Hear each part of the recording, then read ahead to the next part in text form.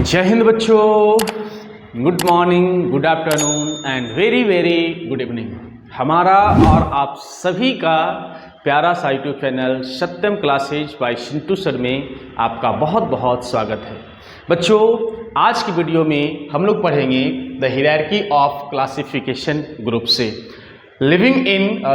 Diversity in living organism जो chapter है उसका इंट्रोडक्शन ही अभी चल रहा है और कुछ इंट्रोडक्शन जो है वो आपको बतला दिया गया है। जैसे बायोडाइवर्सिटी के बारे में आपको बतलाया गया है। इसके बाद क्लासिफिकेशन ऑफ लिविंग ऑर्गेनिज्म, यानी उसमें ये बताए थे कि लिविंग ऑर्गेनिज्म का क्लासिफिकेशन हम लोग क्यों करते हैं। इसके बाद आप लोगों को बताया गया था रिलेशनशिप पे बिटवीन इवोल्यूशन एंड क्लासिफिकेशन, और लास्ट बताया गया था नंबर 4th पॉइंट बताया गया था बायोनोमियल नॉमेनक्लेचर, यानी कि हमारे अर्थ पे जो लिविंग ऑर्गेनिज्म है उसका नेमिंग करना, एक स्पेसिफिक नेम देना क्यों ज़रूरी होता है, ये सब सारे चीज़ आप लोगों को बता दिए हैं। और आज इस चैप्टर का लास्ट इंट्रोडक्शन है जो कि है हायरार्की ऑफ क्लासिफिकेशन ग्रुप्स।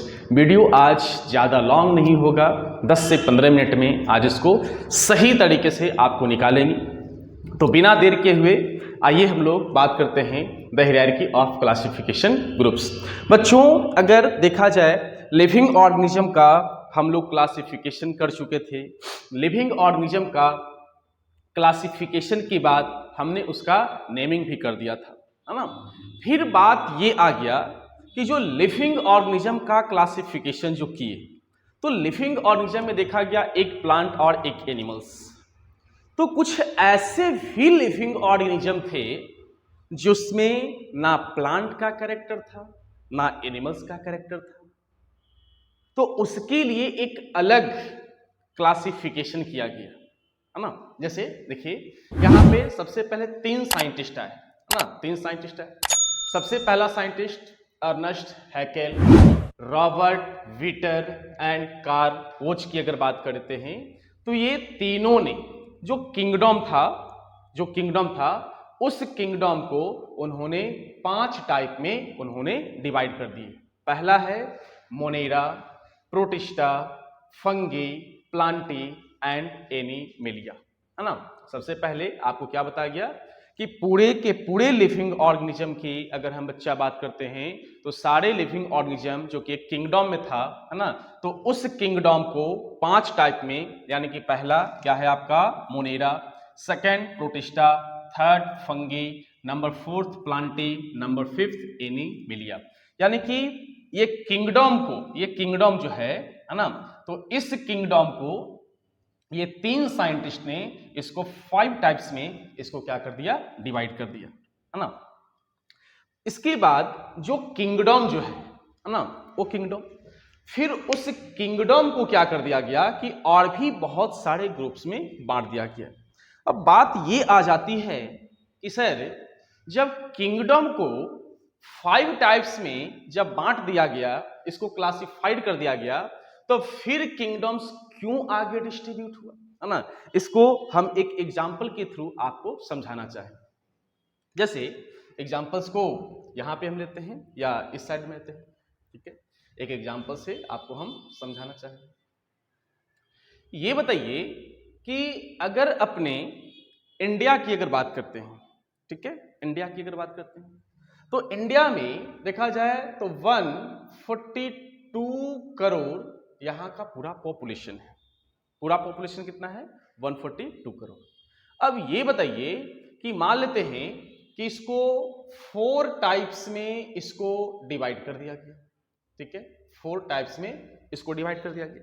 वो टाइप्स क्या है, 142 करोड़ है इंडिया का पूरा पॉपुलेशन, और इसको 4 टाइप्स में इसको डिवाइड कर दिया गया। एक हो गया आपका ईस्ट इंडिया, एक हो गया आपका वेस्ट इंडिया, एक हो गया आपका नॉर्थ इंडिया, और एक हो गया आपका साउथ इंडिया। इंडिया को 4 टाइप में डिवाइड कर दिए। बच्चों, ये मत समझिएगा कि आप सर इंडिया को आप क्लासिफाइड कर रहे हैं, वर्गीकरण कर रहे हैं, हमारा इंडिया अलग अलग हो जाएगा, ऐसा नहीं है। एक समझने के लिए बुरा नहीं मानिएगा, हाँ। इंडिया हमारा एक है, हमेशा एकता में रहेगा, हमेशा हम लोग एक रहेंगे, है ना। बट यहाँ पे समझाने के लिए east west north and south कर दिए, है ना। यहाँ पे अगर देखा जाए कि ईस्ट, है ना, east India, waste India, north India and south India. अब ये बताइए कि 4 टाइप में इसको बांट दिया गया, तो जो ईस्ट इंडिया है ना, ईस्ट इंडिया है, उसको भी तो बहुत सारे पार्ट में क्लासिफाइड किया गया होगा। वेस्ट इंडिया है, उस वेस्ट इंडिया का जो वेस्ट साइड है ना, वेस्ट साइड जो है इंडिया का, उसको भी तो और भी छोटे छोटे ग्रुप में डिवाइड किया गया होगा, है ना।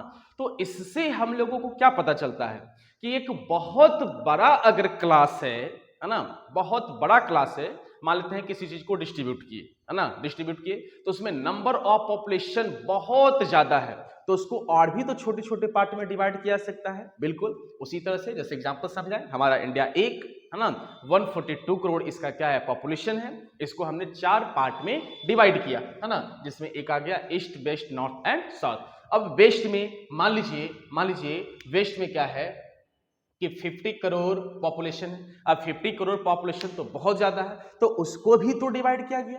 तो पहले बताओ कि इंडिया पहले कितना बटा, इंडिया 4 भाग में, ईस्ट वेस्ट नॉर्थ साउथ, फिर ईस्ट को फिर और डिवाइड किया गया, यानी कि इससे आप समझ रहे होंगे, और उसको आसान बनाया गया। उसमें कुछ और डिसिमिलरिटीज था, है ना, कुछ उसमें डिफरेंट था, सिमिलरिटीज नहीं था, इसलिए उसको आगे चल के और भी उसको डिवाइड किया गया, है ना। उसी तरह से यहाँ पे बच्चा किंगडम की बात करते हैं, तो किंगडम को और भी डिवाइड किया गया, है ना। जैसे किंगडम की अगर बात करते हैं तो सबसे पहले यहाँ पे फाइलम और डिवीजन में इसको डिवाइड किया गया, है ना। क्या फाइलम क्या डिवीजन। फाइलम अगर कहीं पे भी इस चैप्टर में अगर यूज होता है तो वो एनिमल्स के लिए आता है, एंड डिवीजन किसके लिए आता है, प्लांट्स के लिए आता है ना। फिर ये किसमें डिवाइड हो गया, क्लास में, है ना।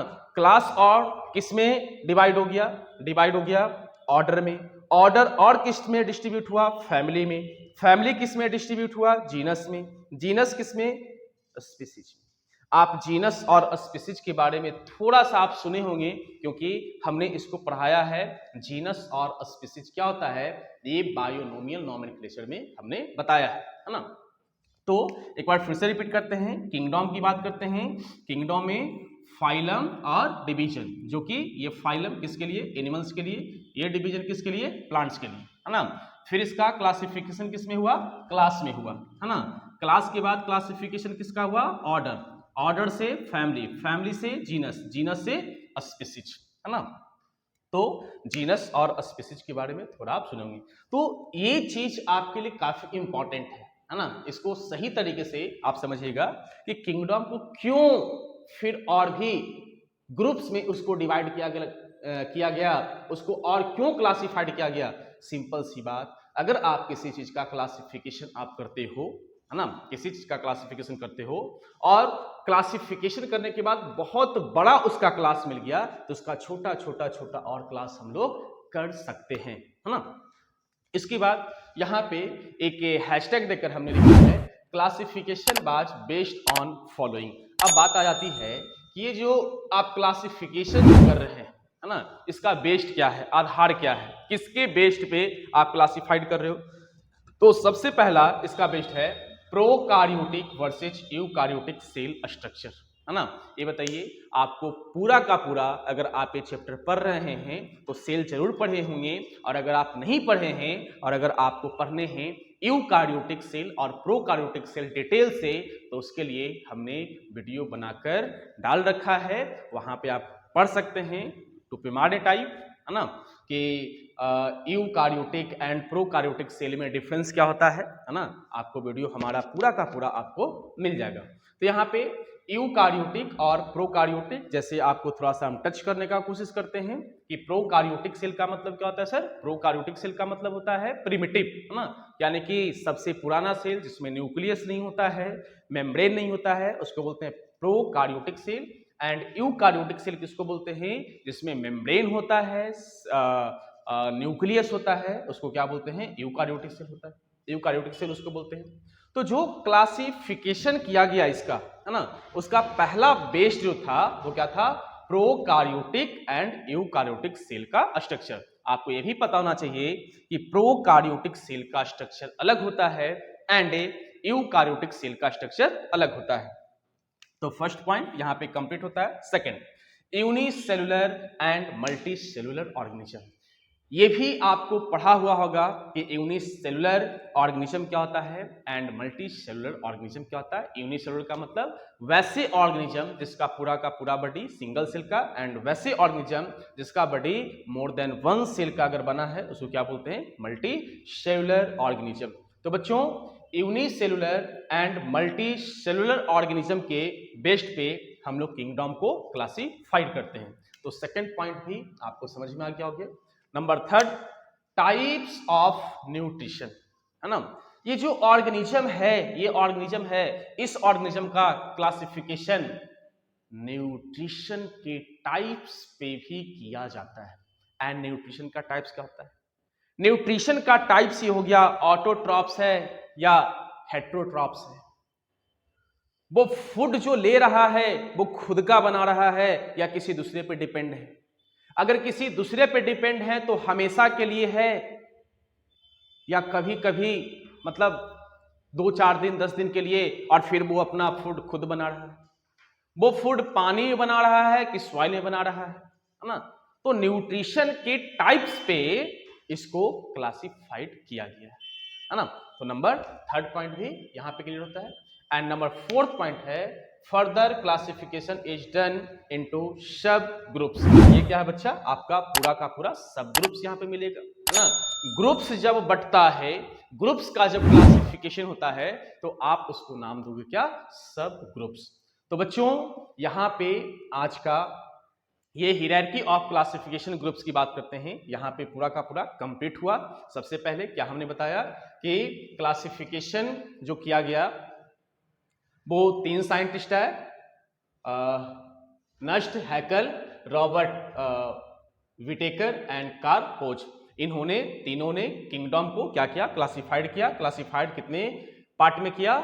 5 टाइप्स में किया, Monera, protista, fungi, Plantae and Animalia, है ना। इसके बाद फिर हम अगर बात करते हैं किंगडम को और भी ग्रुप्स में बांटा गया, जैसे फाइलम, डिवीजन। फाइलम किसके लिए आता है? एनिमल्स के लिए। डिवीजन किसके लिए आता है? प्लांट्स के लिए आता है ना। फिर इसको ग्रुप्स में बांटा गया। क्लास को क्लासिफाइड किया गया ऑर्डर में, ऑर्डर को क्लासिफाइड किया गया फैमिली में, फैमिली को क्लासिफाइड किया गया जीनस में, जीनस को क्लासिफाइड किया गया स्पीसीज में। ये दोनों चीज आप लोगों को कुछ पढ़ाया हुआ है ना। बाकी ये सब चीज नाम आपको नया लग रहा होगा, है ना। इसके बाद फिर हमने आपको ये बताया कि इसका जो क्लासिफिकेशन हुआ उसका बेस्ड क्या था? Prokaryotic versus eukaryotic cell structure, unicellular and multicellular organisms, type of nutrition and further classification is done into sub groups. तो यहाँ पे आज का वीडियो ये समाप्त होता है। तो अगले वीडियो में हम आप लोगों के लिए लेकर आएंगे सबसे पहला मोनेरा, है ना।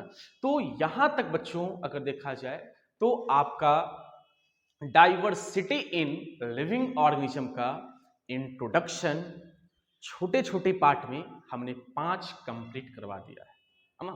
तो इंट्रोडक्शन अगर आप समझ जाइएगा, इंट्रोडक्शन आप अगर अच्छे से समझ जाते हो तो आपको जैसे ही मेन टॉपिक पे आते हैं, टॉपिक पे नहीं मेन चैप्टर पे आते हैं, जैसे मोनेरा, प्रोटिस्टा, फंगी, मोनेरा के बारे में पूरा का पूरा डिटेल लेंगे, है ना। तो वीडियो को सही तरीके से वॉच करें और नेक्स्ट वीडियो का इंतजार करें। तो बच्चों पढ़ाई करते रहें, आगे बढ़ते रहें। धन्यवाद।